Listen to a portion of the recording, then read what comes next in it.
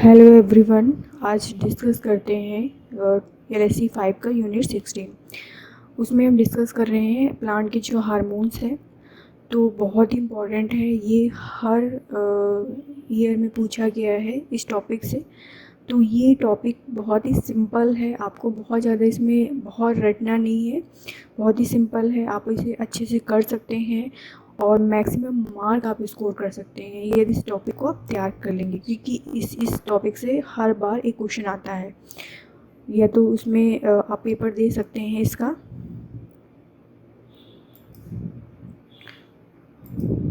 आप इसका पेपर दे सकते हैं जो ये 2015 का पेपर है। ये देख सकते हैं आप, पेपर है ये आपका।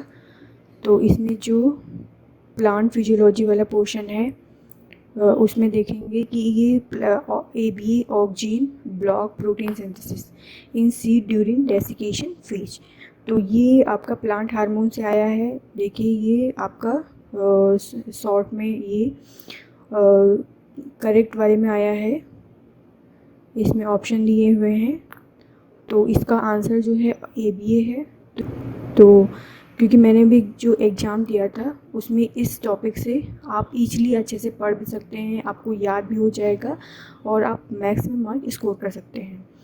तो इसमें कुछ टिप हैं, कुछ इम्पॉर्टेंट इसमें मतलब टेक्निक हैं जो हम आपको बताएंगे क्या क्या चीज़ें पढ़नी है जो आपके लिए अच्छे मार्क्स जो है स्कोर करेगा। तो आइए चलिए उसके बारे में हम बात डिस्कस करते हैं। तो इसमें ये क्वेश्चन पूछा गया है इस टॉपिक से, और इसमें दूसरा क्वेश्चन पूछा गया है आपका, ये पूछा गया है दो क्वेश्चन। तो इसमें दूसरा क्वेश्चन जो है ये पूछा गया effect of oxygen on growth, oxygen का इफ़ेक्ट पूछा गया है दूसरा क्वेश्चन जो है। और इसमें ये देखिए role of ethylene in plant, 3 question इसमें से पूछे गए हैं। तो और बहुत ही सिंपल है ये चैप्टर, आपको ऐसी टेक्निक से हम बताएंगे कि क्या क्या चीज़ इसमें पढ़नी है। तो आप अच्छे मार्क स्कोर जो हैं आपको नंबर बहुत अच्छे मिल जाएंगे। तो आप देख सकते हैं इसमें आपका 5 नंबर का क्वेश्चन दिया है, 2 क्वेश्चन करने हैं, ठीक है। तो ये रोल ऑफ इथाइलिन गैस के बारे में आपको इसमें लिखना है, ठीक है। कुछ टॉपिक बहुत इंपॉर्टेंट हैं। तो ये फर्स्ट वीडियो जो बना रहे हैं हम, इसमें क्या क्या चीज़ें पढ़नी है, इसमें हार्मोन्स के बारे में सेकंड वीडियो बनाएंगे आपका जो फोटोसिंथेसिस को से क्वेश्चन आते हैं, ठीक है। और फिर वीडियो जो 3 टॉपिक आपको इसमें मिल जाएंगे जो कवर करता है ये पूरा मतलब सिलेबस आपका, जो आपके अच्छे नंबर आ जाएंगे। तो आपके 80% से अच्छे नंबर लाने हैं आपको, तो 3 टॉपिक आप बहुत अच्छे से पढ़ लीजिए। ये हार्मोन से देख लें 3 क्वेश्चन आए हैं, और दूसरा आपका है मिनरल्स वाला, उससे देख सकते हैं कि ये क्वेश्चन मिनरल्स से आया हुआ है। और दूसरा क्वेश्चन ये वर्नलाइजेशन सेनेसेंस, ये आपका टॉपिक है इसमें। और फोटोसिंथेसिस वाला भी आप देख सकते हैं कि इससे भी क्वेश्चन, डार्क लाइट रिएक्शन जो दी हुई है ये भी फोटोसिंथेसिस का है और ये फोटोसिंथेसिस का। तो इसमें 3-4 क्वेश्चन जो है फोटोसिंथेसिस के, ये देखिए फोटोसिंथेसिस का आया हुआ है। तो आज हम बात करते हैं हार्मोन्स के बारे में। तो अपने टॉपिक पे आ जाते हैं। तो यहाँ पे ऑक्सीजन के बारे में स्टार्टिंग में तो उसमें डिस्कवरी कैसे हुई थी इसके बारे में है, इतना इसमें नहीं पढ़ना है आपको, डिस्कवरी कैसे हुई क्या हुई थोड़ा बहुत आप पढ़ लीजिएगा, लेकिन बहुत ज़्यादा डीपली में नहीं पढ़ना है। हाँ, जो चीज़ें इंपॉर्टेंट है वो हम आपको बता देंगे क्या चीज़ें आपको इसमें पढ़नी है। जैसे कि ये इसका मतलब उन्होंने जो डिस्कवरी की थी इसके बारे में आप पढ़ लीजिएगा कि उन्होंने टिप को रिमूव कर दिया था, फिर वो लाइट की तरफ उसका नॉर्मल कर्वेचर लाइट की तरफ बेंड हो जाता है। तो ये किस साइंटिस्ट ने दिया था ये अच्छे से थोड़ा देख लीजिएगा।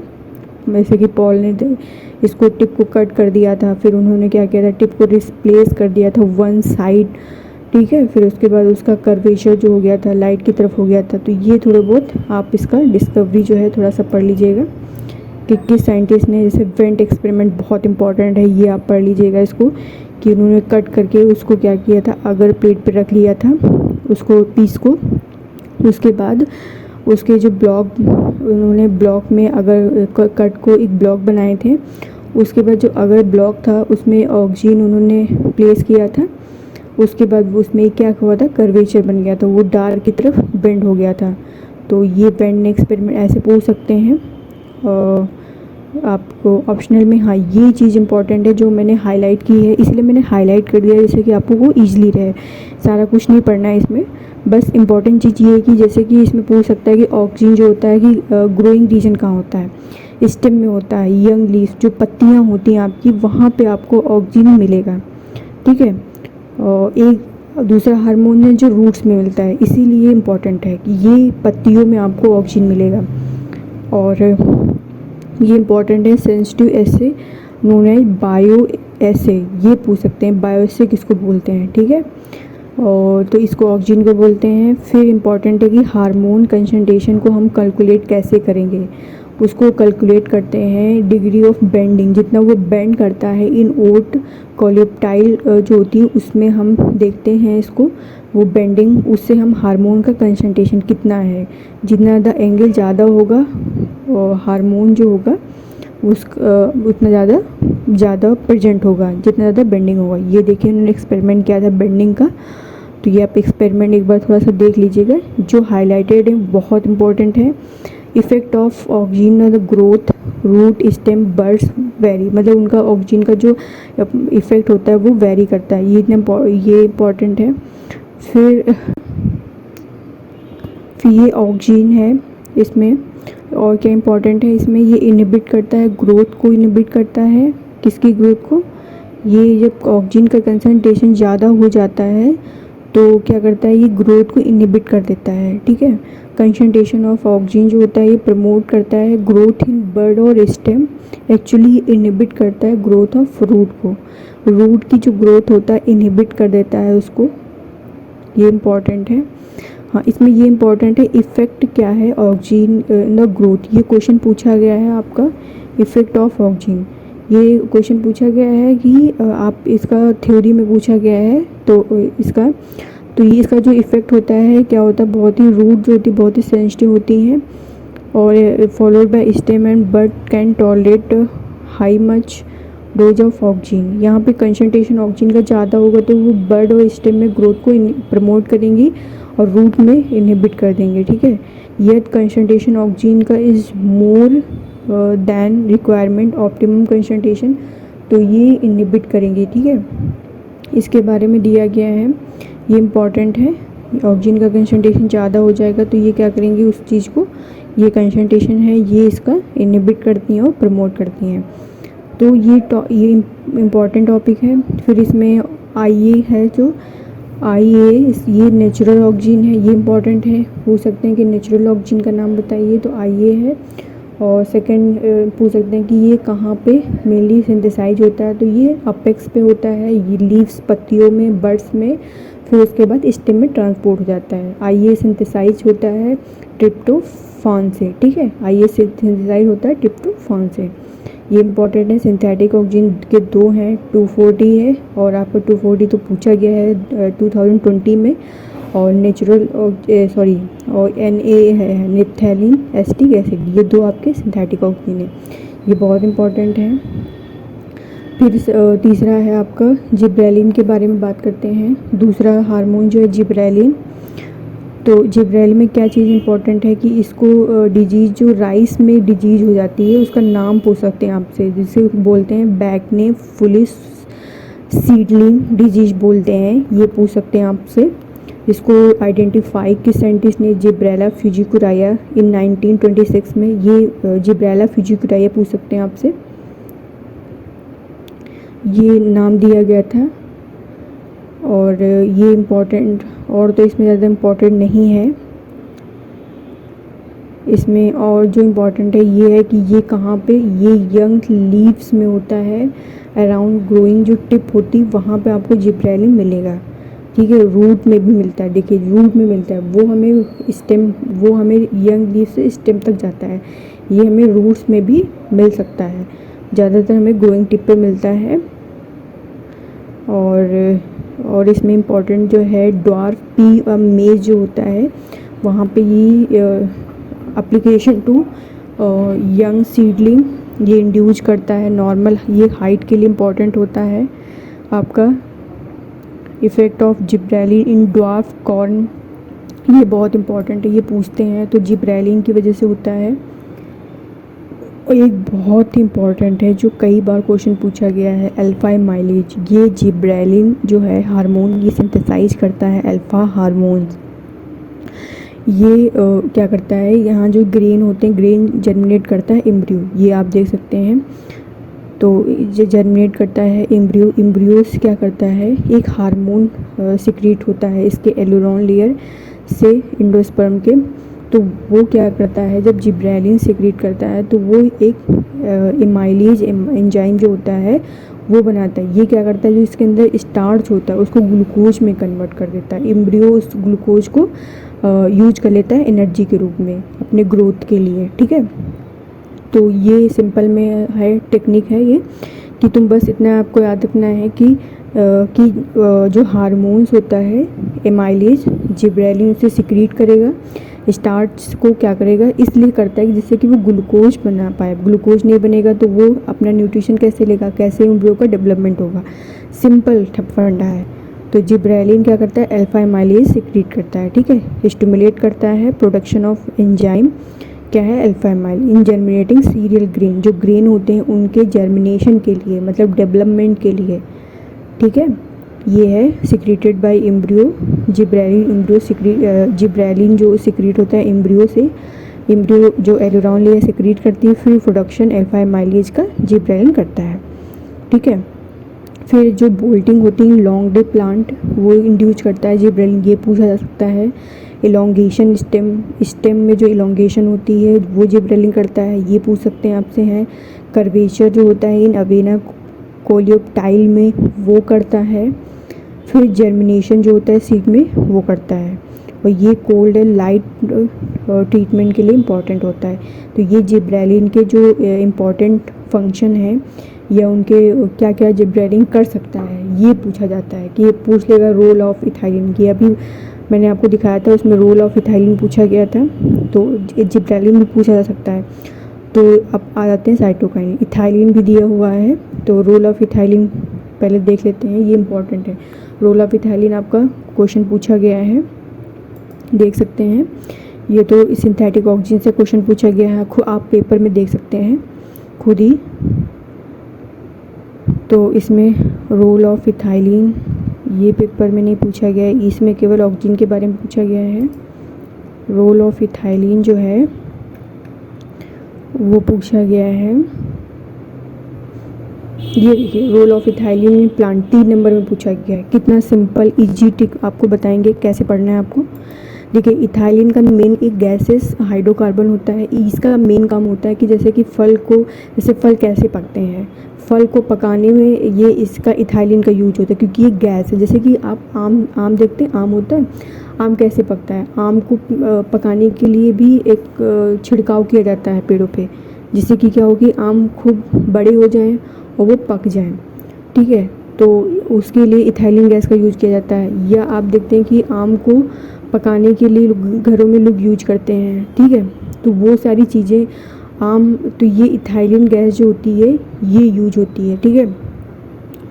तो ये अब जैसे पूछा जाता है कि राइपनिंग ऑफ फ्रूट के लिए, मतलब राइपनिंग मतलब फलों को पकने के लिए क्या यूज होता है, इथाइलिन, उसका यूज होता है राइपनिंग प्रोसेस जो होती है, ठीक है। हैस्ट एंड फ्रूट राइपनिंग इसको बोलते हैं। इथाइलिन गैस फ्रूट राइपनिंग के लिए यूज होता है, ठीक है। ज़्यादातर देखो सब कहीं देख लिखा हुआ है फ्रूट राइपेंस, मतलब जो फल होते हैं उनको पकाने के लिए क्या यूज होता है, इथाइलिन गैस, ठीक है। क्योंकि ये फिर यहाँ पे क्या होता है, इथाइलिन गैस के बारे में सब कुछ दिया हुआ है कि ये फलों के पकाने में मेन यूज होता है। ये तो सबको आप पढ़ेंगे तो बार बार याद हो जाएगा।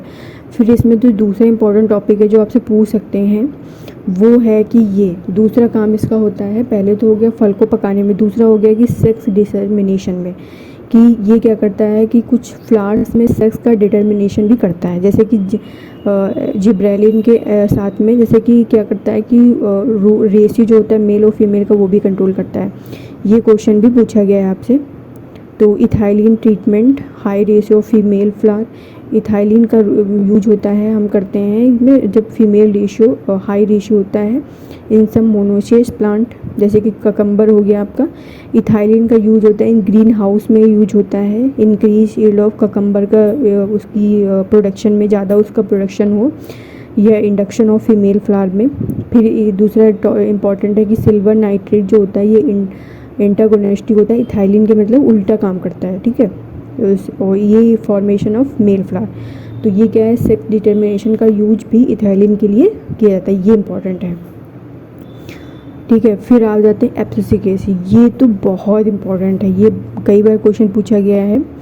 तो AB की यदि हम बात करिए, नेचुरल अकरिंग ग्रोथ इनहिबिटर होता है। आप जिब्रेलिन क्या करता है, चीज़ों को प्रमोट करता है, स्टेम इलोंगेशन करता है, ठीक है, वो मतलब डेवलपमेंट के लिए होता है। और उसी के उल्टा एंटागोनिस्टिक होता है एब्सिसिक एसिड, ये क्या करता है, चीज़ों को मतलब बर्बाद कर देता है, ग्रोथ इनहिबिटर, उसकी ग्रोथ को इनहिबिट कर देता है, ठीक है, ये इंपॉर्टेंट है। ये एक्सेलरेट करता है लीफ एब्सिशन, मतलब पत्तियों का गिरना, कि जल्दी से वो पत्तियाँ गिर जाएंगी, जैसे पत्तियाँ गिरेंगी वैसे ही सारे फल जो हैं ऑटोमेटिक गिर जाएंगे, ठीक है, ये इंपॉर्टेंट है। बड डोरमेंसी, ये बहुत इंपॉर्टेंट है। बड डोरमेंसी का मतलब होता है कि जैसे कि कोई एडवर्स कंडीशन में वो अपने इनएक्टिव स्टेज में चला जाता है, जैसे कि मान लो बारिश हो रही है तो आप क्या करेंगे, घर में बैठे रहेंगे, बाहर नहीं निकलेंगे, तो वो क्या होगी, इनएक्टिव स्टेज हो जाती है। तो जैसे कि इसमें देख सकते हैं कि ये दिए हुए हैं, इसका ये क्या करता है, इसका जो रोल है ये पूछा जा सकता है, रोल ऑफ एब्सिसिक एसिड, ये इंपॉर्टेंट है। वाटर स्ट्रेस में यूज होता है कि मान लो कि जो मिजोफिटिक प्लांट होते हैं, मतलब जैसे कि जहाँ कुछ मिजोफिटिक मतलब उसमें जो वाटर जो होता है वहाँ बहुत ही शॉर्टेज होती है, ये देखिए अंडर शॉर्टेज कंडीशन में, तो वो इसका काम क्या होता है कि ये क्या करता है कि वाटर के स्टोरेज में हेल्प करता है। इसके कुछ फ़ायदे भी हैं, जैसे वाटर स्टोरेज में, वाटर स्ट्रेस का मतलब होता है वाटर बहुत कम है तो वो क्या करता है, स्टोर कर लेता है पानी को, ठीक है, ये इसमें हेल्प करता है। दूसरा है इंड्यूस्ड डोरमेंसी इन सीड एब्सिसिक एसिड, ये क्या करता है, जो एडवर्स इन्वायरमेंट जो बहुत ही एडवर्स होता है उस कंडीशन में, freezing temperature, stress of hot, मतलब उस कंडीशन में क्या करता है कि इनएक्टिव स्टेज सीड जो होती है वो अपनी इनएक्टिव स्टेट में चली जाती है, कि मतलब वो भी वाटर का यूज कम करेंगी, जिससे कि वो वाटर को स्टोरेज कर सकें, जिससे कि वो आगे उसका यूज कर सकें। तो कुछ तो फ़ायदा भी है। Dormancy is induce also in deciduous plant में यूज होता है डोरमेंसी का। फिर बात करते हैं एब्सिसिक एसिड, जो ये हमारे जो गॉड सेल होती है उसमें ये एक्यूमुलेट होता है। हाँ, वही कह रहे हैं कि ये स्टोरेज कैसे करता है, कि ये एब्सिसिक एसिड क्या होता है, जो प्लांट होता है, प्लांट जो लीव्स होता है उसमें गॉड सेल होती है, वहाँ क्या करता है ये मतलब इकट्ठा हो जाता है। इकट्ठा होने के बाद क्या होता है कि वाटर को स्टोरेज कैसे करता है, वो जो स्टोमेटा होते हैं उनको बंद कर देता है, जिससे कि पानी बाहर ना जा सके।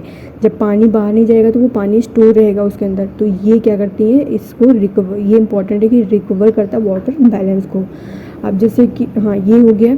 फिर है कि एब्सिसिक एसिड जो होता है वो लीव्स टू फॉल, मतलब लीव्स जो हैं, फ्रूट हैं, ये जो गिरते हैं वो एब्सिसिक एसिड की वजह से। एब्सिसिक एसिड यदि होगा ज़्यादा होगा तो फ्रूट जो होते हैं वो अपने आप गिरने लगते हैं, ठीक है। तो फ्रूट और लीव्स का गिरने की कॉज क्या होता है, एब्सिसिक एसिड होता है। एब्सिसिक एसिड एब्सिशन प्रोसेस में, मतलब फलों का गिरना, एब्सिसिक एसिड, ये पूछा जा सकता है। मान लो ये दे दिया गया, कॉज बताओ कौन सा हार्मोन है, एब्सिसिक एसिड, सिंपल, ठीक है। तो रूल में आपसे मान लो पूछा गया तो इसमें रटना है ही नहीं। वाटर स्ट्रेस में यूज होता है, वाटर स्ट्रेस का मतलब वो क्या करता है, रिकवर करता है मिजोफिटिक जो प्लांट पौधे होते हैं। फिर dormancy of seed, dormancy of seed मतलब कि एडवर्स कंडीशन में उसको प्रोटेक्ट करना से। डोरमेंसी इज इंड्यूस, ठीक है। वाटर स्टोरेज, ठीक है। एब्सिसिक एसिड एक्यूमुलेट हो जाता है गार्ड सेल में, जिससे स्टोमेटा क्लोज हो जाते हैं और ये रिकवर करता है वाटर बैलेंस। सिंपल, आप 2-3 पॉइंट लिख सकते हैं। यदि आप इसको एक बार पढ़ लेंगे तो अपनी लैंग्वेज में इसको लिख सकते हैं। एब्सिसिक एसिड होता है, इथाइलिन हो गया था, एक हार्मोन्स बचा था आपका, ये था साइटोकाइनिन, ये भी इंपॉर्टेंट है। लेकिन सबसे ज़्यादा जो एब्सिसिक एसिड है जिब्रेलिन ऑक्जीन है, ठीक है, ये बहुत इंपॉर्टेंट है। अब साइटोकाइनिन में जो आपसे क्या पूछ सकता है, ये इसमें क्या होता है, एक नेचुरल होता है और एक होता है सिंथेटिक। नेचुरल में आप जो हार्मोन्स जो है वो है ये काइनेटिन तो नेचुरल होता है। इसका ये फॉर्मूला जो है याद कर लेना, पूछा जा सकता है। ये हमें autoclaved sample of herring sperm DNA से मतलब ये इसको निकाला गया था, ठीक है। ये इम्पॉर्टेंट है। ये हमें सेल डिवीजन ये पूछ सकते हैं, ये बहुत ही सिंपल है। साइटोकाइनिन सेल डिवीजन में जो सेल डिवीजन होता है वो साइटोकाइनिन की वजह से होता है। इलोंगेशन स्टिमुलेट करता है इलोंगेशन ऑफ सेल। ये ऑक्सिन जिब्रेलिन मोस्टली अफेक्ट होता है और ये इंड्यूस करता है डिवीजन ऑफ सेल में, इम्पॉर्टेंट होता है। हाँ, ये इम्पॉर्टेंट है। जो सिंथेटिक ऑक्सिन होते हैं तो यहाँ पे दिया है कि इट स्टिमुलेटेड, हाँ, सूट फॉर्मेशन कब होगा, जब काइनेटिन का कंसंट्रेशन ज़्यादा होगा ऑक्सिन से।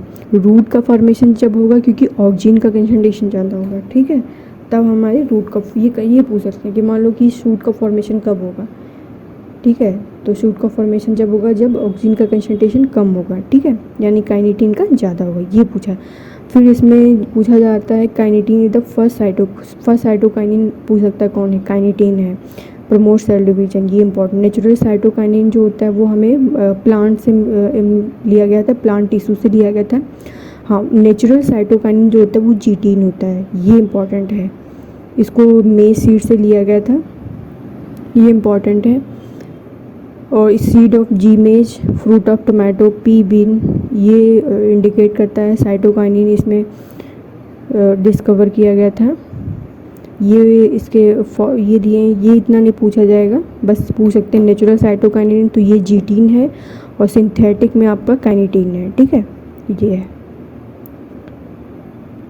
तो ये आपका हार्मोन्स वाला ये प्लांट हार्मोन्स का बहुत इंपॉर्टेंट है, कई बार क्वेश्चन इससे पूछा गया है, आप देख सकते हैं। ये देखिए रोल ऑफ इथाइलिन पूछा गया है, आप सिंपल में लिख सकते हैं, ठीक है। इससे तो एक क्वेश्चन पूछा गया है यहाँ पे, हाँ, role of abscisic acid in the plant, ये देखिए रोल ऑफ एब्सिसिक एसिड पूछा गया है, इसमें देख सकते हैं आप। एब्सिसिक एसिड, इथाइलिन, दोनों ही क्वेश्चन पूछा गया है आपका। ये देखिए रोल ऑफ इट, कितना सिंपल, 3 नंबर का आप आसानी से कर सकते हैं। और वर्नलाइजेशन वाला भी बहुत ही मतलब इम्पॉर्टेंट है, ये अगले नेक्स्ट वीडियो में हम आपको उसके बारे में बताएंगे। बहुत ही शॉर्ट में बताएंगे आपको हम। इसमें एब्सिसिक एसिड जो है ये पूछा गया है, देखिए। तो ये 5 नंबर का, इसमें 2 करने हैं। यदि आपको एब्सिसिक एसिड, यदि ये टॉपिक अच्छे से पढ़ा, ये आप कर सकते हैं। फाइटोक्रोम वाला है, ये भी हम आपको अगली नेक्स्ट वीडियो में कवर करेंगे। बहुत सिंपल लैंग्वेज में आपको हम बताएंगे तो अच्छे से आ जाएगा। तो ये तो आप कर सकते हैं, कोई ज़रूरी नहीं कि बायोलॉजिकल क्लॉक वाला नहीं आ रहा है, तो ये सिंपल कर सकते हैं, ठीक है। तो आप देख रहे हैं कि आप पेपर्स, हम जो वीडियो बना रहे हो पेपर को भी कवर कर रहे हैं, तो आप देख सकते हैं कितना हेल्पफुल रहेगा आपके लिए। तो please like and subscribe my video, और यदि आप मेरी वीडियो को सब्सक्राइब करेंगे तो आपको अगली वीडियो की नोटिफिकेशन मिलती रहेगी। और please thank you for watching my video.